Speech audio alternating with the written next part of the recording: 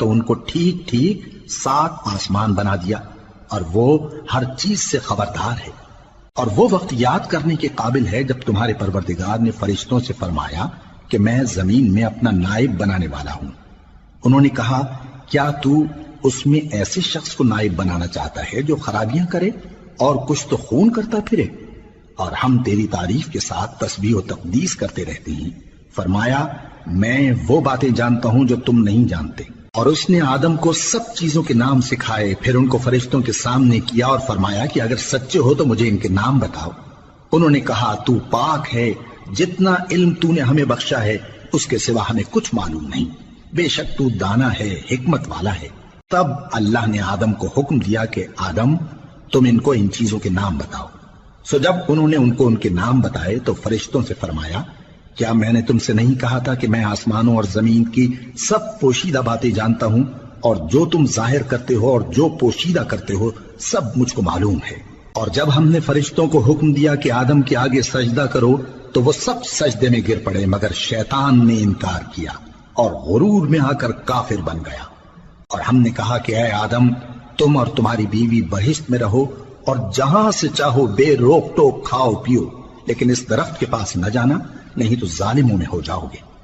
پھر شیطان نے دونوں کو اس درخت کے بارے میں پھسلا دیا اور جس عیش و نشاط میں تھے اس سے ان کو نکلوا دیا۔ تب ہم نے حکم دیا کہ بہشت بری سے چلے جاؤ، تم ایک دوسرے کے دشمن ہو، اور تمہارے لیے زمین میں ایک وقت تک ٹھکانہ اور معاش مقرر کر دیا گیا ہے۔ پھر آدم نے اپنے پروردگار سے کچھ کلمات سیکھے اور معافی مانگی تو اس نے ان کا قصور معاف کر دیا۔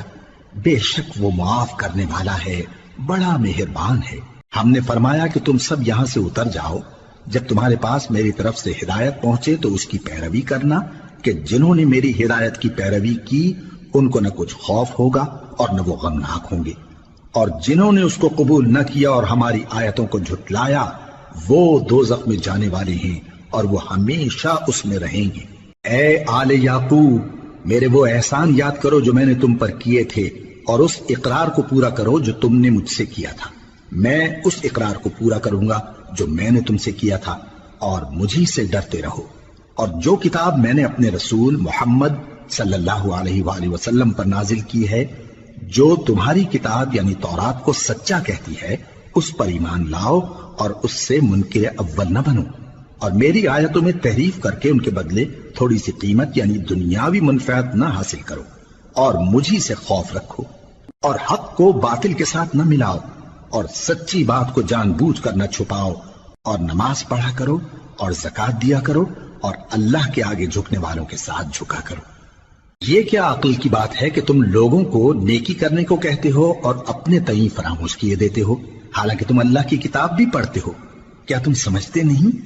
اور رنج و تکلیف میں صبر اور نماز سے مدد لیا کرو، اور بے شک نماز گراں ہے، مگر ان لوگوں پر گراں نہیں جو عجز کرنے والے ہیں، جو یقین کیے ہوئے ہیں کہ وہ اپنے پروردگار سے ملنے والے ہیں اور اس کی طرف لوٹ کر جانے والے ہیں۔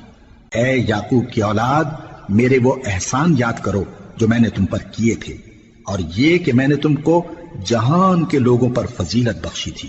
اور اس دن سے ڈرو جب کوئی کسی کے کچھ بھی کام نہ آئے، اور نہ کسی کی سفارش منظور کی جائے، اور نہ کسی سے کسی طرح کا بدلہ قبول کیا جائے، اور نہ لوگ کسی اور طرح مدد حاصل کر سکیں۔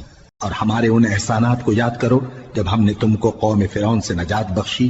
وہ لوگ تم کو بڑا دکھ دیتے تھے، تمہارے بیٹوں کو تو قتل کر ڈالتے تھے اور بیٹیوں کو زندہ رہنے دیتے تھے، اور اس میں تمہارے پروردگار کی طرف سے بڑی سخت آزمائش تھی۔